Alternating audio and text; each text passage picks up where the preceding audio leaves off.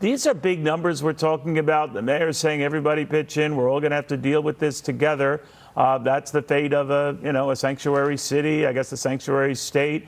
But a lot of residents in that city and in this state and in others say, why? It's absolutely unnecessary, Neil. I mean, the mayor brought this upon himself by insisting that these individuals who are flowing over our southern border were entitled to free hotel rooms, to free attorneys, to all sorts of different services. And now we're seeing that he wants to cut from the hardworking tax-paying citizens. And this is very dangerous. We have an ally in Israel that is at war. We know that Israel's security is the United States' security.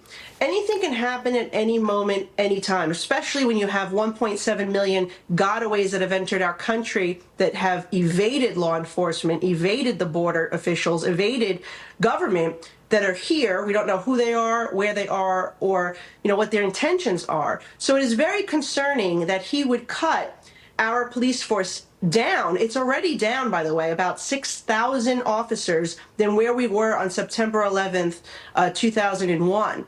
And the fact that he's now about 1,000 below what was budgeted for this year, and he's going to freeze hiring classes. This is another way of defunding the police. The Democrats are defunding the police, but they're not calling it that. That's the only difference. Well, he could argue that he was sort of locked into this position because he didn't get much help from the administration. Be that as it may, it is what it is now. And I'm wondering, with other cities and states looking at the same thing, and then you hear Mexican President Obrador thanking this president for not building a wall, whether that's the source of all of this.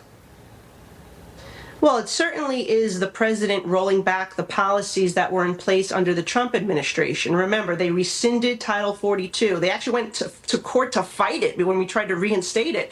They made sure that they restarted the catch and release program of the Obama years. They ended the Remain in Mexico. They're no longer requiring individuals apply from the next safe country. They are inviting them to come over the southern border. So this is a direct result of President Biden's policy. Where the mayor went wrong is that he misinterpreted a right to shelter law, insisting that these individuals were covered. But the president, for sure, can do something right now. And you know who else could do something is Chuck Schumer, because we passed the Border Security Act back in May.